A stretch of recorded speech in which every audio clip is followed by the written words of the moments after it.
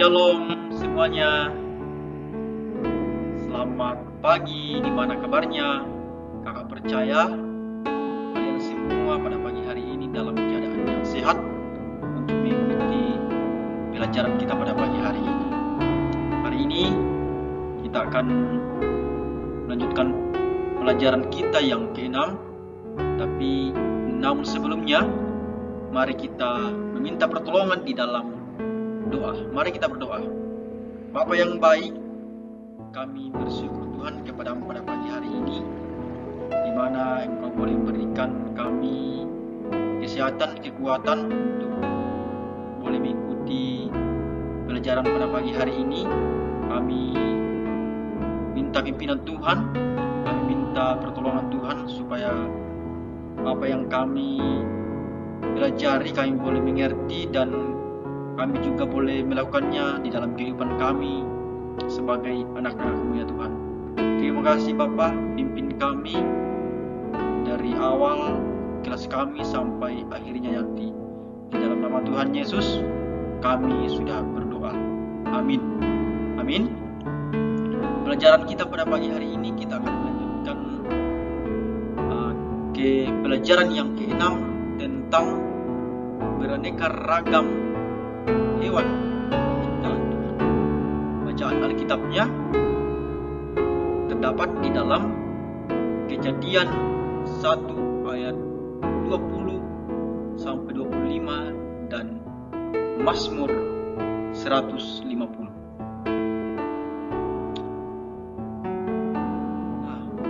Kejadian 1 ayat 20 sampai 25 menceritakan bagaimana Allah melanjutkan karya penciptaannya pada hari ke-5 dan hari ke-6 untuk melengkapi ciptaannya yang lain. Apa yang diciptakan Allah pada hari ke-5 dan ke-6? Pada ayat 20 sampai 23 dikatakan bahwa pada hari ke-5 Allah berfirman dan menjadikan berbagai macam hewan-hewan yang hidup di dalam air serta burung-burung di udara. Semua itu untuk memenuhi lautan dan cakrawala. Itulah yang diciptakan Allah pada hari ke-5.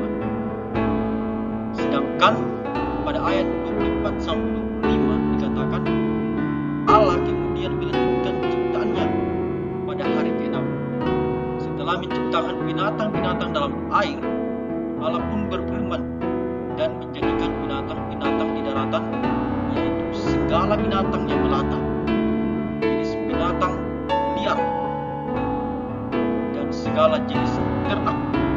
Kemudian Allah pun menciptakan manusia menurut gambar dan rupa Allah, supaya dapat berkuasa atas segala ciptaannya. Semua diciptakan Allah itu baik adanya. Nah, adik-adik semua, pada pertemuan sebelumnya kita telah belajar tentang berbagai macam tumbuhan yang diciptakan oleh Allah. Adik-adik semua masih ingat beberapa jumlah jenis tumbuh-tumbuhan di Indonesia? Seperti halnya tumbuhan, Allah pun menciptakan berbagai macam hewan. Nah, pada pertemuan saat ini kita akan belajar tentang beraneka ragam hewan-hewan yang diciptakan Allah dan manfaatnya bagi manusia, serta cara kita bersyukur atas berbagai hewan yang telah diciptakan oleh Allah.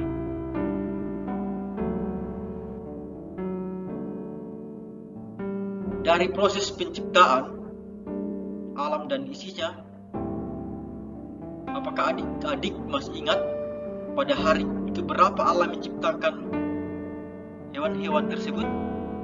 Nah, ayo.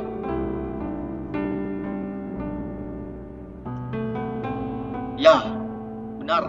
Allah menciptakan hewan-hewan pada hari ke-5 dan ke-6. Coba kamu sebutkan apa saja yang coba kamu sebutkan apa yang diciptakan Allah pada hari kelima dan keenam yang terdapat dalam Kejadian 1 ayat 24-26, baik di udara, di air, dan di darat. Ayo. Nah, berikut ini hewan-hewan yang diciptakan Allah pada hari kelima. Pada hari kelima, Allah menciptakan berbagai hewan di dalam air seperti pertama, berbagai jenis ikan. Ada ikan lele, ada ikan mas, dan ikan tongkol. Itulah yang diciptakan Tuhan pada hari yang kelima.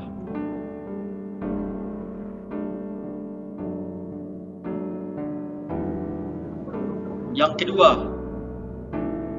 berbagai jenis burung di udara.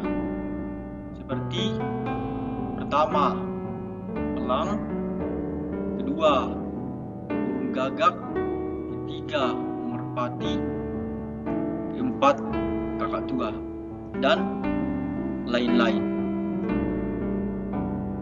Hari keenam, Allah menciptakan berbagai hewan di darat, seperti hewan ternak, hewan melata, dan hewan buas. Di antaranya, pertama, hewan ternak, kedua, hewan melata, yang ketiga, hewan buas atau disebut hewan liar. Nah, dari ketiga hewan-hewan ini, pasti adik-adik sudah pernah melihat.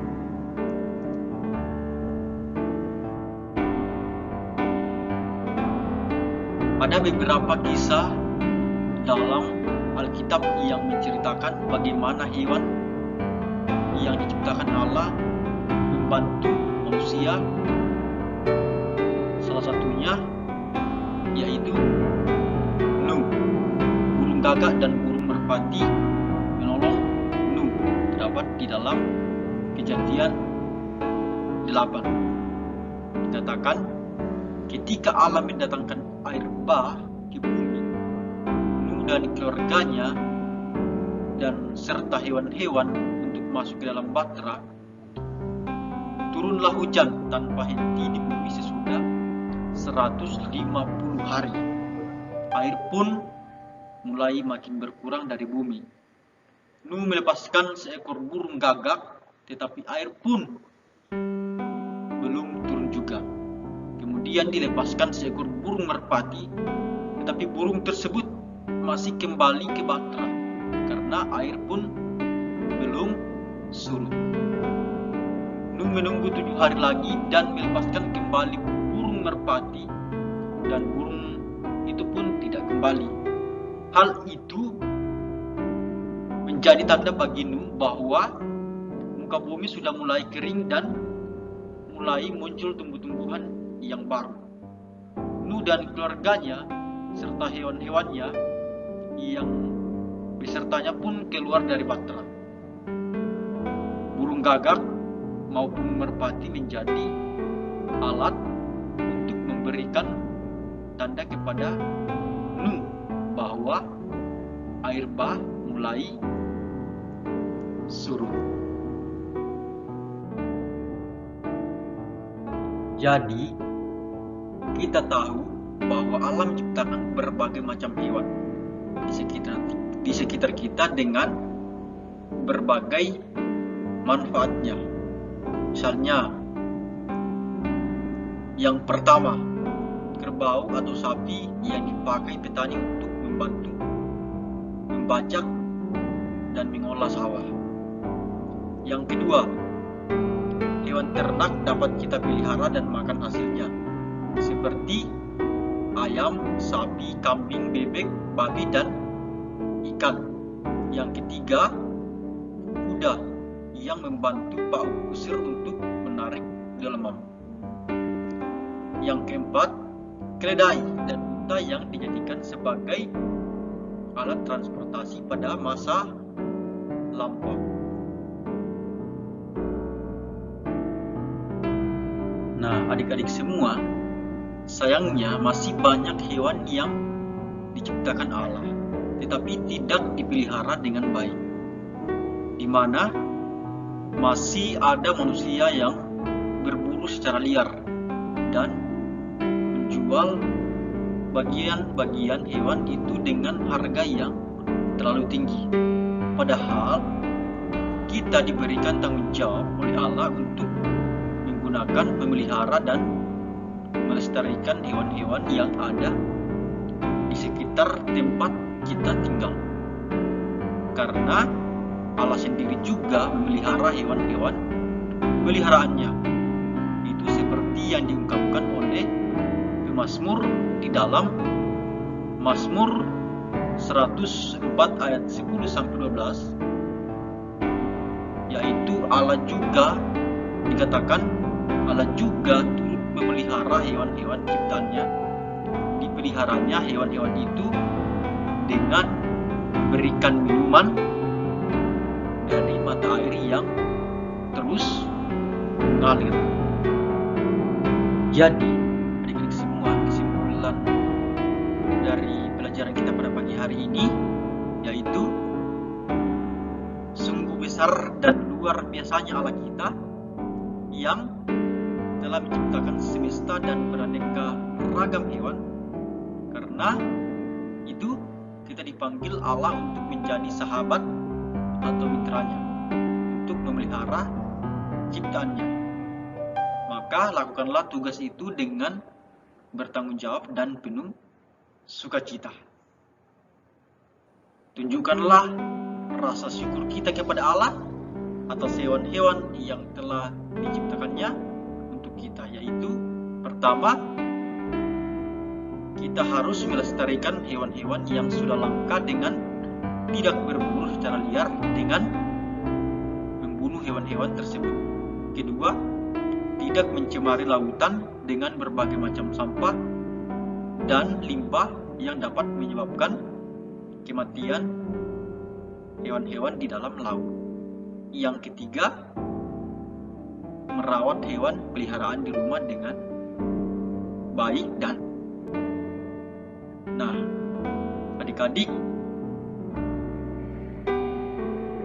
tugasnya di rumah, pertama, tuliskan nama-nama hewan yang kamu ketahui, apa yang dihasilkan dari hewan tersebut dan kegunaannya bagi kehidupan manusia. Nah, itu tugasnya di rumah. Jangan lupa dikerjakan. Nah, demikian pelajaran kita pada pagi hari ini. Mari kita berdoa untuk mengakhiri kelas kita pada pagi hari ini. Bapa yang baik, kami sangat bersyukur Tuhan yang Kau boleh memberikan kami waktu dan kesempatan untuk belajar dari pelajaran yang ke-6. Biarlah Roh Kudus Tuhan memampukan kami untuk melakukan apa yang Tuhan ajarkan pada pagi hari ini. Terima kasih Bapa, kami akan mengakhiri kelas kami. Kiranya Tuhan terus menolong untuk melakukan aktivitas kami yang lain. Terima kasih Bapa, hanya di dalam nama-Mu kami berdoa dan bersyukur. Amin. Amin. Oke, terima kasih adik-adik semua sudah mengikuti pelajaran pada pagi hari ini. Tuhan Yesus memberkati. Sampai jumpa minggu depan.